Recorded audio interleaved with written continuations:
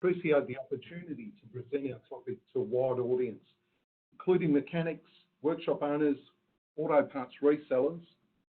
Many TAFE lecturers have joined our call today as well, apprentices in all stages of their career, and all other participants, so welcome.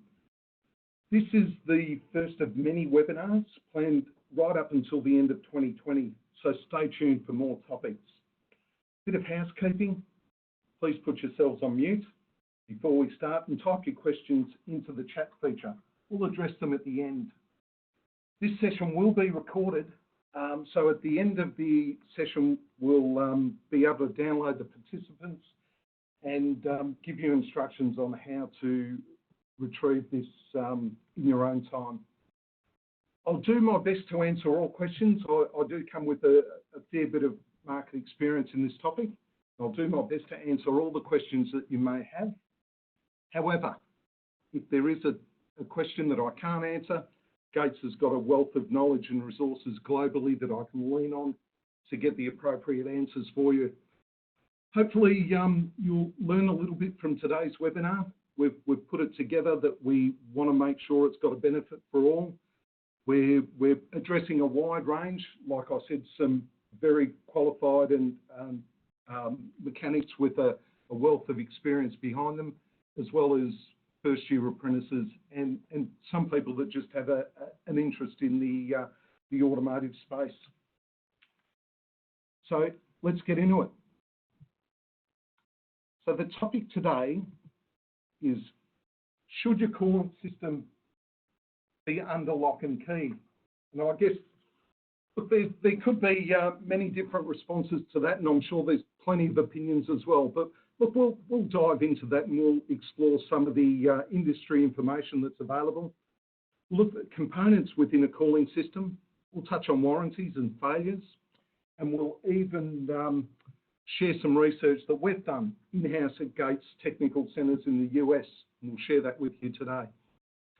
You'll see occasionally on the presentation the B System Smart message, and we'll touch on that as the slides progress. But it's basically Gates's theory is we look at a complete system as a whole, not as a single component. So you'll see that addressed in many slides through the presentation today.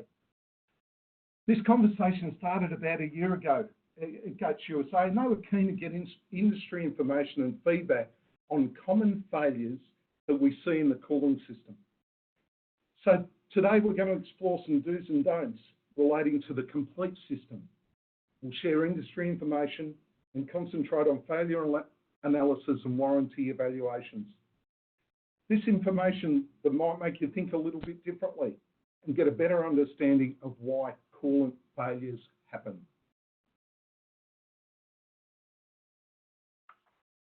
Now, it's important, today we're going to run through the bits and pieces that you'll learn, and what you'll learn is the importance of all the components within the cooling system, and knowing that each and every component has its role to play to ensure that the system is efficient and cools effectively to give us the best performance in our vehicle we can. We'll run through some of the definitions associated with the cooling system, some of the failure modes.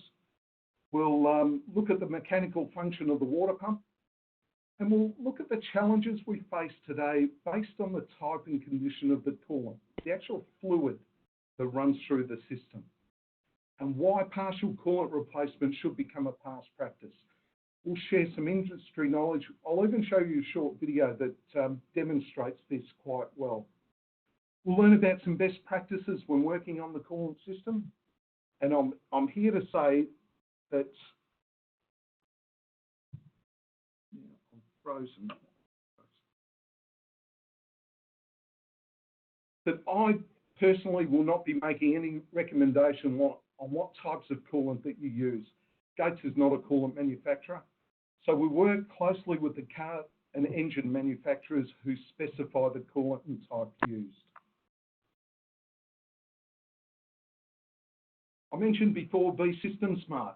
So if we look at the components in a modern day cooling system, you'll find radiator caps, a radiator of course, hose clamps, thermostats and water pumps, heater core, fan, reserve tanks, and obviously the coolant. And look, the cooling system is one of the most critical elements in engine performance and reliability, but it's one of the most neglected systems for most vehicles on our road. We need to look at the complete system, not just the single components. And all these components need to work together to ensure the system is efficient and reliable, giving the vehicle owner the best performance and fuel efficiency. Today, I hope to give you a better understanding and appreciation of the cooling system function and its importance. So there we go. There's that B System Smart message there again.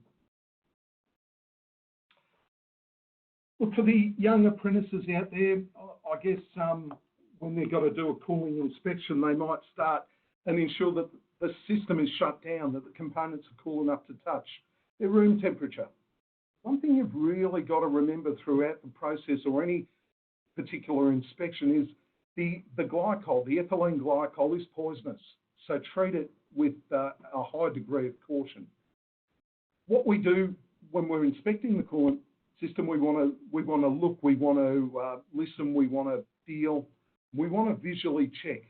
Check hoses for leaks and cracks and cuts, any swelling. We call that electromechanical degradation. And that's a deterioration of the hose rubber. And you'll feel it is a bit of a squishy hose. It's quite soft and pliable. Remember when you're checking to also check the upper and lower radiator hose and any bypass heater hoses as well. Many vehicles can have small coolant hoses that carry coolant to fuel injection systems, throttle bodies, turbochargers and other components. And remember, ethylene glycol is very, very poisonous. How dangerous? Nausea, vomiting can occur as a result of gastrointestinal irritation. But needless to say, it's pretty bad stuff, so treat it with respect. The water pump.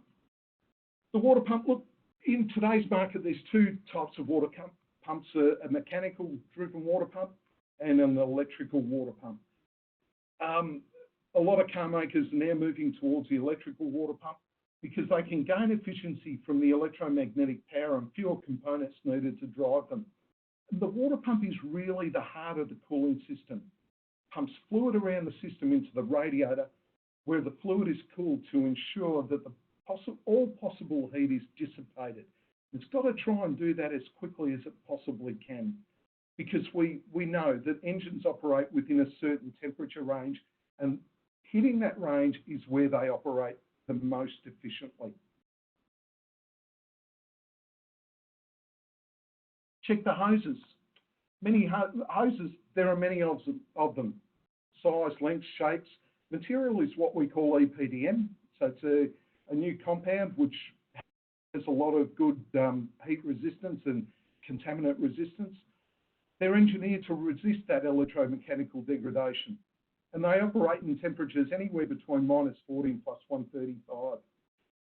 In today's modern engines, you'll see more and more modular hoses. Now, these are used where we need to deliver fluid to different parts of the engine at different temperatures.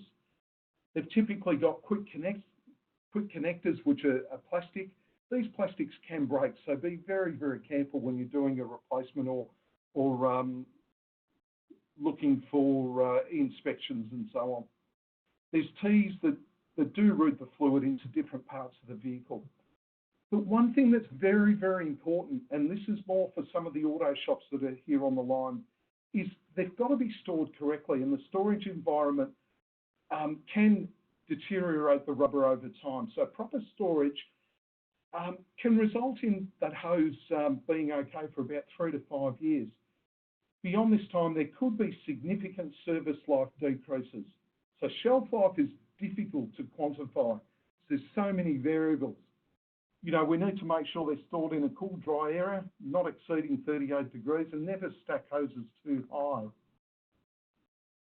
Inspect hose that's been around for an extended storage period because it may have deteriorated.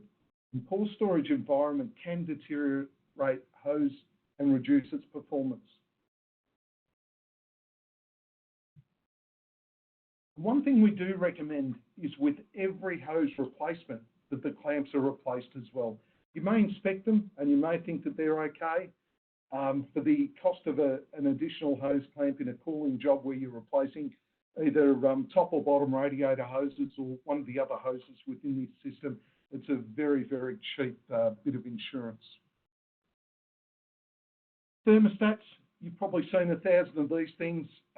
The evolution of thermostats gone from a very sort of manual thermostat to what we now call a map thermostat.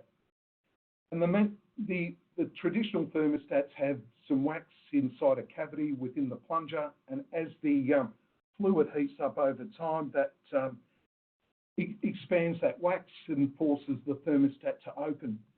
And a fact that thermostat will not operate fully open. It's about operating between 50 and about 80%, and that's so it can change. The thermostat can change depending on the environment that it's working in. So any dynamic change within the engine, if we're going into a warmer environment or something like that, the thermostat can adequately adjust itself. Map thermostats today work similarly.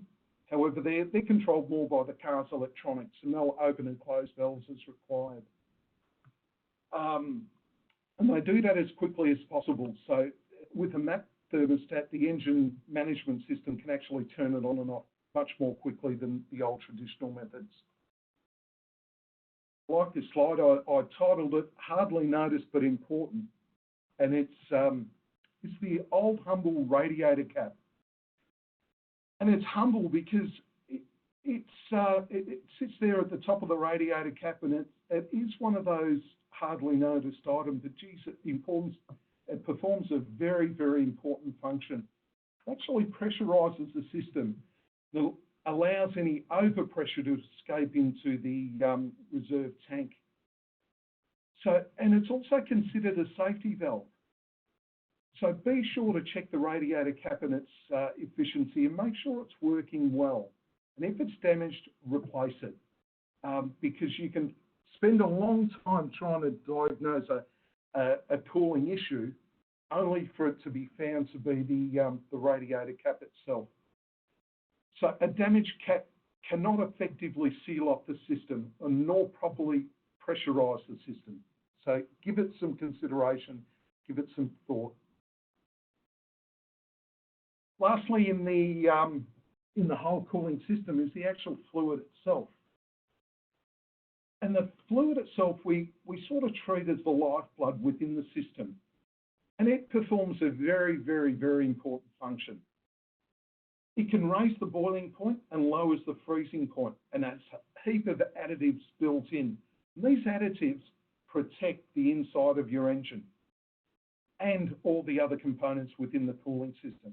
It is a vital carrier of these additives to protect the inside of your engine, and it's critical that these additives and the properties within a coolant work efficiently. Please also keep in mind, the coolants wear out. The functionality of the coolant can wear out over time. So OEs are using many, many different coolants, and contaminated coolants can lead to premature failures in any of the system components. So coolant is the lifeblood within the system. It needs to perform adequately, and it needs to be in very, very good condition.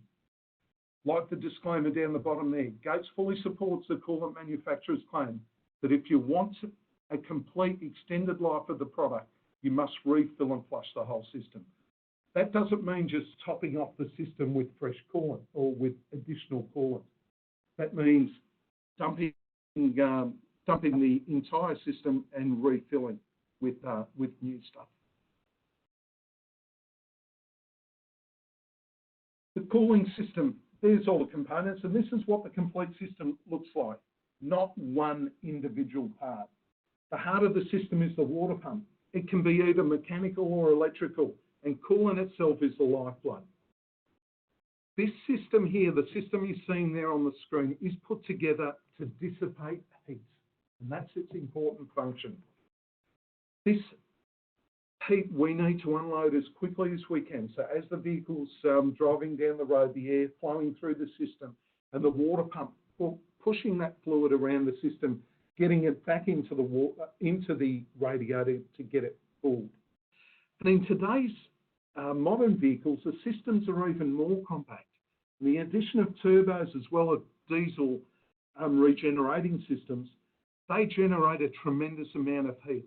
So never has it been more important to get that heat away from the central part of your engine to preserve those components and give them longevity and make them last as long as they possibly can. So again, the fluid is what the lifeblood, is what keeps all this stuff together and keeps it performing at its optimal operating temperature. They call this the triangle of protection. If we were to fill a radiator with just water, well, it's not going to do a great job, but we used to do that many years ago. The water boils at 100 degrees Celsius, and many of today's modern engines operate well and truly beyond that. So the coolant itself has a bunch of corrosion inhibitors that form a thin coating on all metal surfaces and restricts access to the metal.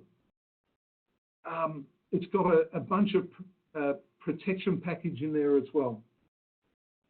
It's the protection package inside your engine that allows the lower freeze point and the higher boiling point, packed with all the corrosion inhibitors which coat the surface within the cooling system. Without this corrosion protection, the system is subject to contamination, and contamination leads to failures. So it's really important part of the system. Compare it to the paints on the outside of your vehicle. That's what's actually happening inside your engine. So if your vehicle didn't have any paints on the outside, it'd rust. We all know rust is pretty bad. So imagine that rusty outside on the inside of your engine block and not allowing all the components to work effectively and efficiently. So the triangle of protection is what they call it. And it's important to be aware of it. Now I'm going to play a short video for you. It explains and recaps on some of the points that I've touched on already. It's one that we've put together. It's done out of the US, so I'm going to apologise for the accent, but please bear with us. It's not too long, it's about 5 minutes, but I think it'll recap and give you some more insights into the coolant fluid itself.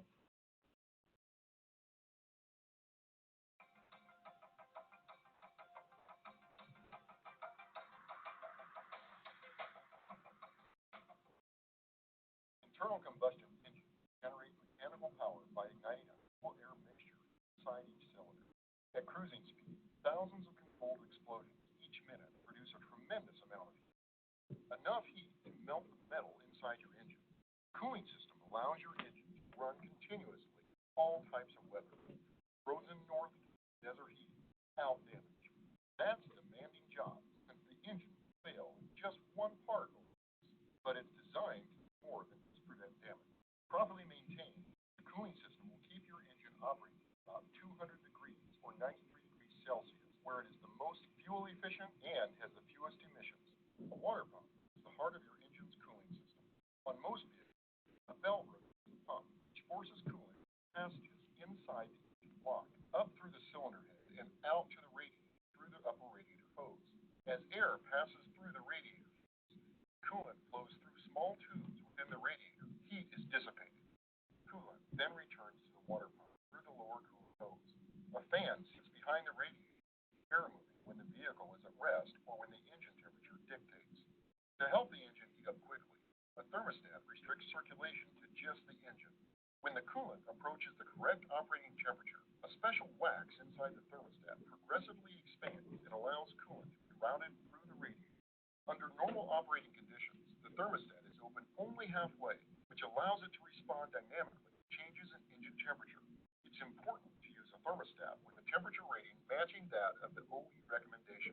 A separate set of hoses sends coolant from the cylinder head to a heater cooler under the dashboard, the passenger compartment when needed. Engine coolant is a 50-50 mixture of deionized water and glycol, along with a package of corrosion inhibitors as well as a dye to color it. In the beginning, coolant was colored to indicate what type it was. Today, coolant color is not standardized and not a good indicator of which type of coolant is in the vehicle. Glycol lowers the freezing point and raises the boiling point of the liquid, but not enough to protect the engine from damage. Coolant, for example, can reach 250 degrees near the cylinder head. To keep coolant from boiling at this temperature, the system must be pressurized. A radiator cap maintains an average of 13 to 15 pounds of pressure on the system when at operating temperature. The cap also allows the heated coolant to expand into an overflow reservoir or return to the radiator as it cools. In the 1990s, new coolant technologies, red, orange, yellow, or blue dyes were introduced to protect aluminum parts and extend the life of the coolant. Organic acid technology and hybrid organic acid technology formulations claim an extended service life of 5 years or 150,000 miles. On the other hand, many cars and trucks on the road still use traditional green coolant. To complicate matters, there are two major corrosion inhibitors used by most coolants: silicates and phosphates. American-made cars traditionally use both. European models contain silicates along with other inhibitors, but no phosphates. Japanese models traditionally use phosphates and other inhibitors, but no silicates. For that reason, mixing coolant types is not recommended, but is almost inevitable, as cooling systems are routinely topped off when low or the system has been opened for repairs. When coolant is cross-contaminated, the inhibitor package no longer protects the metals in the cooling system, which may lead to rust, metal cavitation problems, and early water pump failure. To prevent cooling system contamination and water pump failure, and to reach the extended life advertised by new coolant technologies, new maintenance procedures and flushing techniques are required. Here's what you need to know.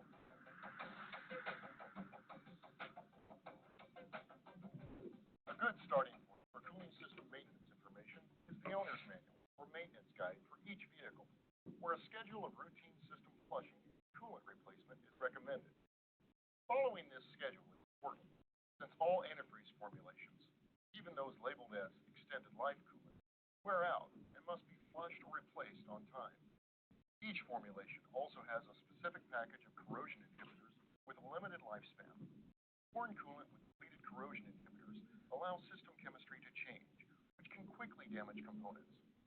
Here's what happens to neglected systems. Rust and scale builds up.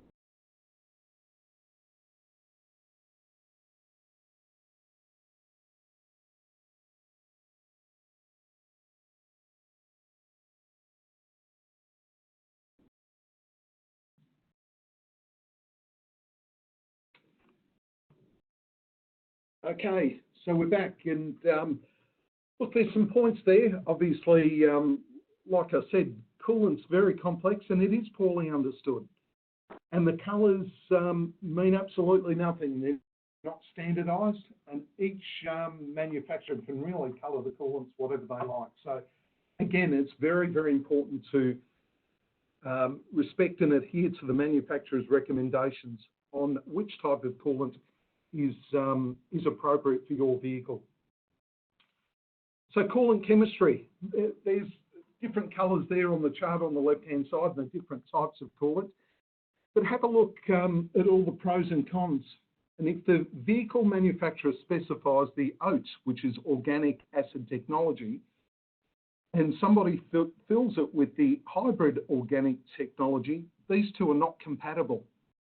So you will create failure of any aluminium part if that's the case, if you mix those two coolants. And remember, the coolant does wear out over time, so it's very, very important to know how long that coolant's been in operation for. So confused? The industry is confused. Coolant condition confusion. There's misleading labels on the coolant bottles themselves. Extended life, universal coolant, what's it all mean? What about the inhibitor package? What is it? What's it do? The most important question a technician can ask themselves is, do I want protection for this engine?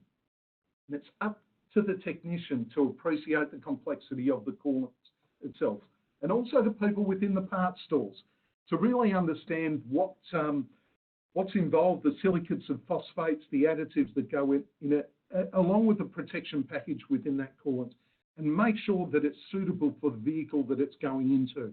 It's very, very, very important to make sure you follow these steps. So non-compatible coolant top-ups. We had a look there at a guy was topping up one of the systems, and who knows what he was doing. So universal mixed coolants can be any colours. The systems, all makes and models, just pour it in. You know, is that the right practice? One of the things that we did find on the back of most coolant bottles is the disclaimer there about the life of it. And it says, for the maximum cooling system protection, a complete flush and fill is required. So again, confusing labels. By topping up, and another fact, by topping up with new coolant, you may believe that you're actually extending or adding to the effectiveness of the cooling that may be residually left in the bottom of your engine block, when in fact the opposite is true. You're actually diluting the new coolant that you're adding into that engine. So, you know, the coolant's already diluted before it even starts. So be very wary of adding additional coolants and topping up systems. There's 3 specific problems for the industry. And if certain conditions exist, systems mixing dissimilar coolants can create a reaction. And that's a real issue. And by creating these reactions, you can get metals failing and inhibitors being diluted. What's worse is they can result in, you know, the suspensions of particulates within the cooling fluid. Now, these particulates end up in all sorts of components within the cooling system. And if they work their way into the water pump and actually the dynamic seal within the water pump, they can cause a failure fairly quickly. The water pump has what we call a dynamic seal, which relies on face-to-face contact of 2 components to seal effectively. That surface needs to be lubricated, but if the lubrication coolant that lubricates that dynamic seal is contaminated, we risk the scoring one of the 2 surfaces on that extremely hard seal. Once that seal surface is scored, that score will continue to propagate until we get leak through that seal and through the breather hole. And if it's severe enough, we then get the ingress of moisture and fluid into the water pump bearing itself. Actually, I've got a slide a little bit further down that shows that in a little bit more detail. So contamination, I mentioned the word contamination there. Contamination is the presence of a component in a coolant that may reduce the effectiveness of the coolant or provide corrosion protection or alter the freeze-boil protection. And not all chemistries are the same, like we saw in that video and like it was described. Topping up with different types of coolants, unless you're absolutely sure that you're mixing the same coolant, should be a no-no. And like it says there, 17% of intermix coolants can lead to contamination. And that's only 1.5 litres in a 7.5 litre system. So what happens when coolants are mixed? Straight away, you've got the depletion of inhibitors because you're adding to an already depleted system. You can have metal failure, the buildup of rust and scale, particles lodged between the water pump seals, which all lead to component failure. We want to make sure that we keep our customers' cars on the road and ensure that they're working to the best, efficiently and effectively, and we have a cooling system that is supporting that vehicle. The problem is, can you verify what the last guy put in? Can you verify it's not the coolant that's actually creating the failures to begin with? Our research shows 40% of radiators fail due to coolant conditions. That's just the radiator itself. I'll show you some pictures further into this presentation that demonstrates that. And 95% of water pump failure are due to no flush. When we say flush, we're looking at a flush of the complete system to remove all those particulates. And by not doing a flush, we're leaving the system open and susceptible to any of those contaminants working their way to that water pump seal. Just in the greyed out section there, 99.8% of serpentine belts are forced to fail by other components. So if we have a misalignment or a tension issue in one of the other components within that system, we may lead that to serpentine belt failure as well.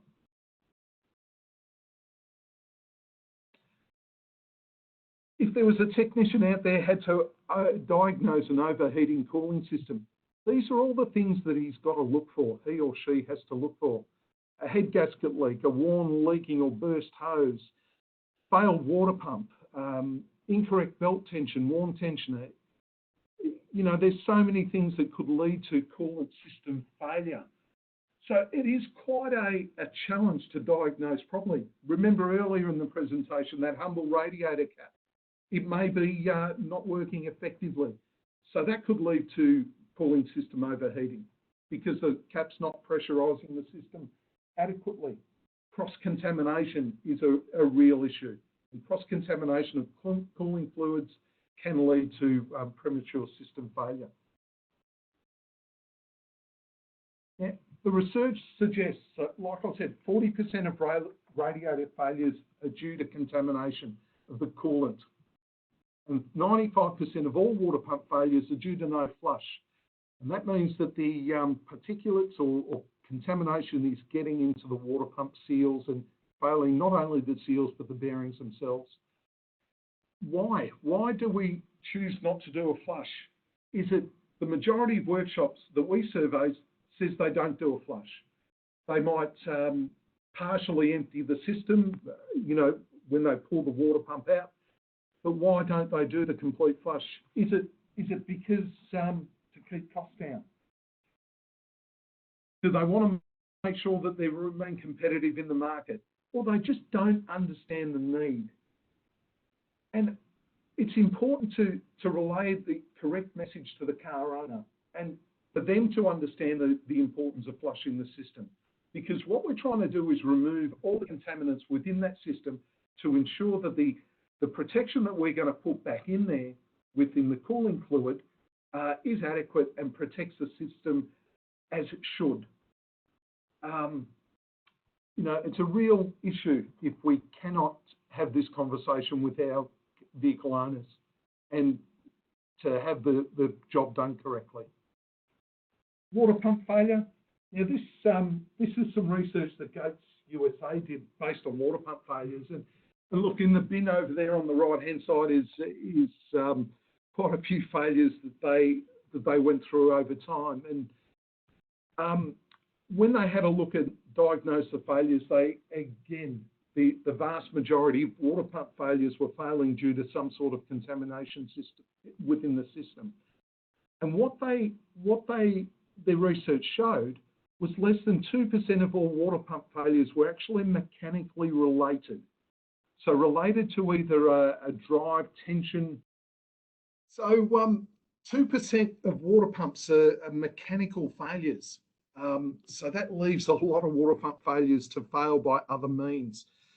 So the common symptoms: debris in the cooling system, exhausted additive packs in the coolant, restrictions in the radiator, all lead to all in some way have led to premature water pump failure. In that green container, this green container is the residue after we flushed, or after one of the workshops flushed a cooling system, a pretty poorly maintained cooling system with one of our pressure cleaning tools. So if you do use one, just see what sort of contaminants come out and you'll be surprised what muck you can get out of there.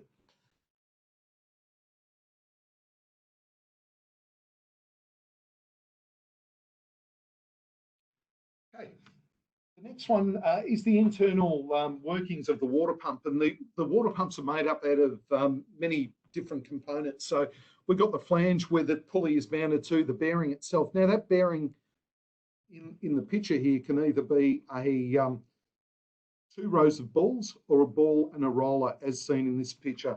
The body of the casting, we've got the vapor hull, we've got the mechanical seal. It's also referred to as the dynamic seal. And I'm not sure if how many people know how a mechanical seal actually works.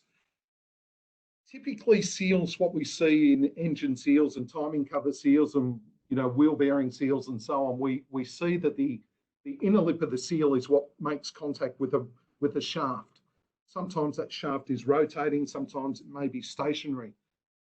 But the seal relies on an interference fit with the shaft, whereas a mechanical or a dynamic seal, the sealing faces are totally different.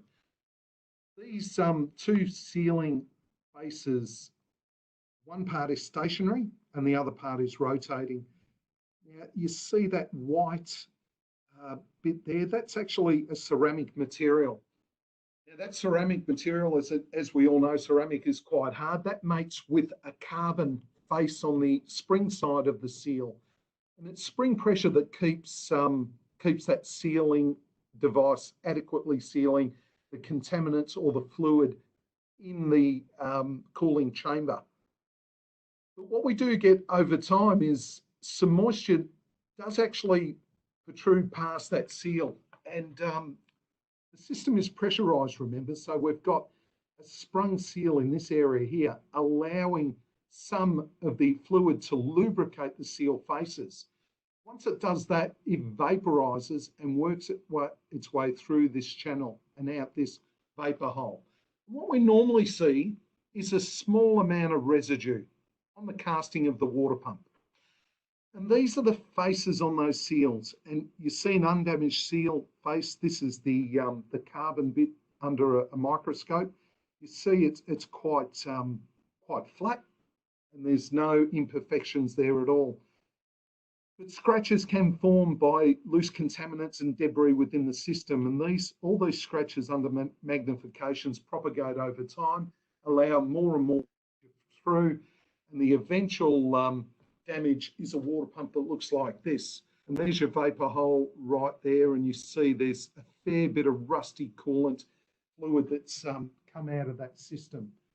So again, the importance of having a clean and reliable system and clean and reliable coolant within the system on a well-maintained cooling system is going to get you the best performance and the best fuel efficiency for your customer's car. I'm going to show you a couple of water pump failures now, and this one was a good one. It came to us with basically one major flaw. And in the warranty evaluation, or the customer sent us the application for the warranty, they said the customer realised there was a lack of coolant flow.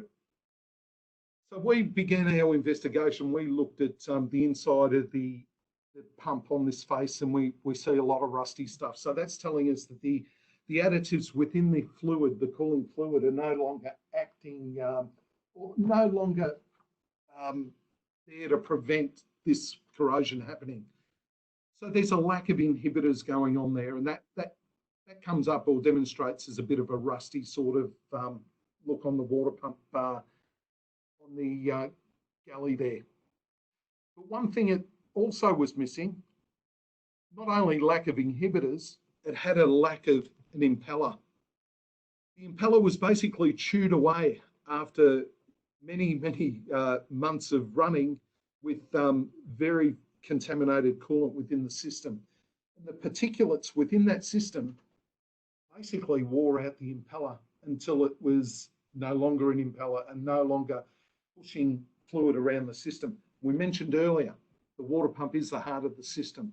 So unless you've got an effective impeller, getting the flow through the system is just not going to happen. So that was quite amusing. In this slide here, we see different stages of coolant failure within the system. And the top left there is a coolant mixture failed and kept adding water to the system. So the car owner just thought, well, I'll just continue to top this up with water. So you end up with all that sludgy sort of rusty colour stuff. Instead of controlling the type of coolant that was in there and flushing the system adequately, that's what the coolant mixture basically failed. Plain water here on the right-hand side, top right, and we can see that start of the build-up of the rusty scale. Inappropriate rust inhibitors, bottom left there, and hard tap water. And we can see what the minerals and scale build-up that hard tap water can cause in a system. Not sure how long that was in operation for, but there's certainly evidence there that that system is not operating efficiently. Some radiator failures as well. Top left, you see all that build up there of all that gunk. That's radiator, that's stop leak. I guess stop leak's got to perform one function: stop the leak. I guess after they'd stopped that leak and got their vehicle to a workshop, they could have addressed the issue a little bit in a little bit more detail. Bottom left there is improper flush. Basically used a garden hose, flushed it out, moved some debris around the system, but left it in the system. So that clogged the very, very fine veins of the radiator. So again, we've got an overheating problem in that scenario. There's only one acceptable practice and procedure is to flush and fill the whole system. Coolant drained, repair made, flush and fill it. Ensure that you're using the correct coolant, recommended by the vehicle manufacturer and by the advice from your auto parts reseller. They are the specialist in coolant, and they sell this all day, every day. And the vehicle manufacturer actually produced that car from the production line. So they'll know exactly what kind of coolant to put into the system. Wash with a water hose. Yeah, you know what? It's probably not a bad suggestion. If you're doing nothing at all, maybe that's what you need. But the best method is to use the high pressure cleaner. Drain and refill, coolant drain from radiator, repair made. Look, unacceptable. What we want to do is make sure that that coolant, the fluid itself, has the best chance to apply all the additives to the right components and to protect those components adequately. Flushing the system. Normally, when I give one of these talks and we talk about the radiator flush tool, I might ask how many workshops actually have one. Say in an audience, you know, maybe a third of the audience pull their hand up and they say, yep, we've got one. I'll say, keep your hand up for the people that actually use it. And many of those hands drop down and yeah, the look of dismay. Look, it's really important to ensure that the radiator and the cooling system is flushed properly. With that flush tool there pictured on screen, you can see the debris that's come out of the radiator. And we've put that on a white background. The engine block itself and the heater core. Now that's just by simply putting this particular high pressure gun into different hoses and through the different parts of the system and let it flush out through the bottom of the radiator and other components. And we see this contamination is what does get into the water pump, and it is what will score the water pump seals, and it will fail the water pump prematurely. This is what we are trying to avoid. Some vehicle makes will need to have the thermostat removed to effectively flush the engine. And it's important to capture the debris, and you can show your customer why it was important to flush the system. There is residual water and stuff that's got to be left behind that you can blow that out or whatever you need to do. But once you get the system back and the coolant within the system, you can always use the test strips or refractometer to ensure that we've got the right concentration of ethylene glycol. Real important step in the procedure, and we recommend that with any sort of coolant component change, be it a radiator, hoses, water pump, that we do this flush, that we adequately flush the system to remove the contaminants that are in there, not just to move them around and, you know, for future water pump failures and system being contaminated, but to actually get them out of the system.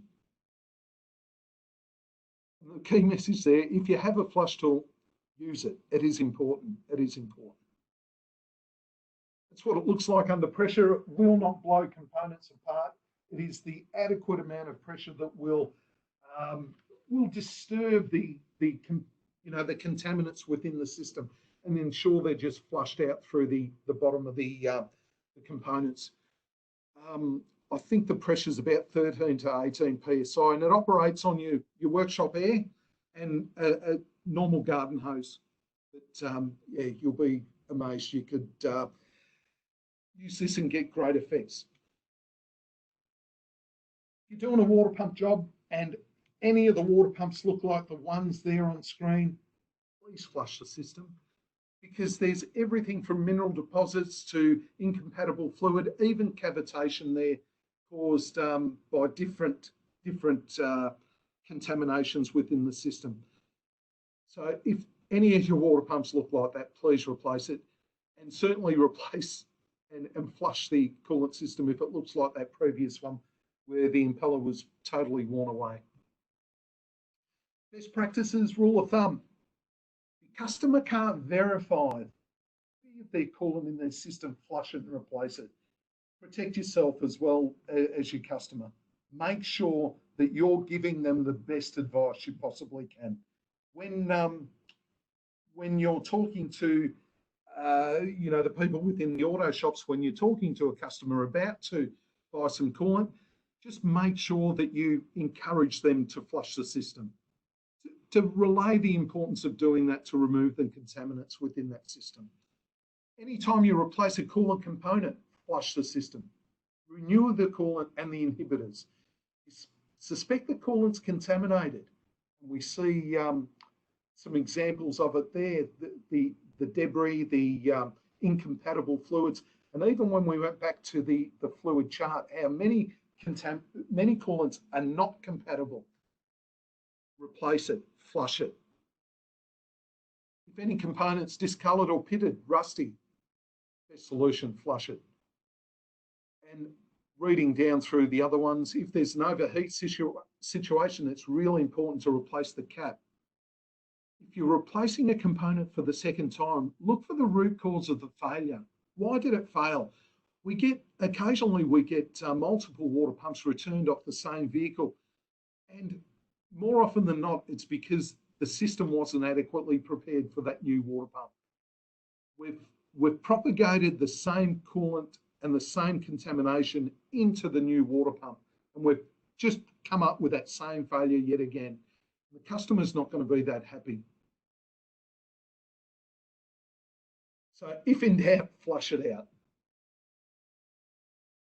Any good workshop, or the majority of workshops that I certainly walk into, have these four basic sort of tools. It's really important, the flush tool there, it's pictured front and center, and on the left there's all the components within that tool.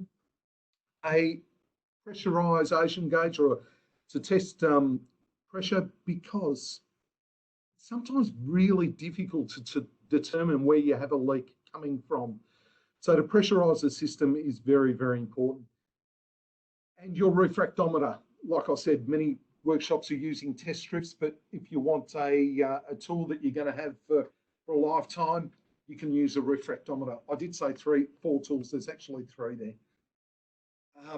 These are really important tools to have in a workshop. So I'd encourage every workshop to have these, and if you don't, certainly give us a call and we can make sure that we equip you with these right tools. So we're going to circle back to the question we started with. Should the coolant system be under lock and key? But if you want system longevity, if you want to ensure that system's going to adequately function and perform efficiently and effectively to give us the best vehicle performance and fuel efficiency, we want to if we want to stand by the repair that we've done and give the customer complete satisfaction that we've done a really good job. And if we want to protect the customer, not only for the next 6 months, 12 months and beyond, we want to protect the workshop. We don't want comebacks. We want to make sure that the job's done right the first time. And lastly, we want to protect you guys, the consumers out there, the people within the spare parts industry, and even the mechanics and the workshops owners. Protection for all.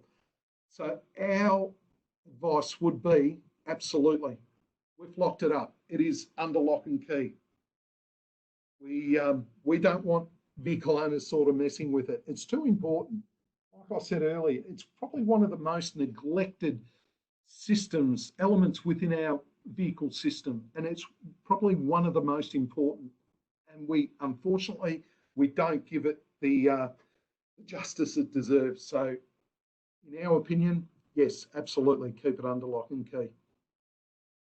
Look, that brings me to the end of this presentation. And again, apologies for the interruption through the middle of it. We'll see what caused that failure, but I'm glad for the ones that rejoined the call, you're still there and listening to me.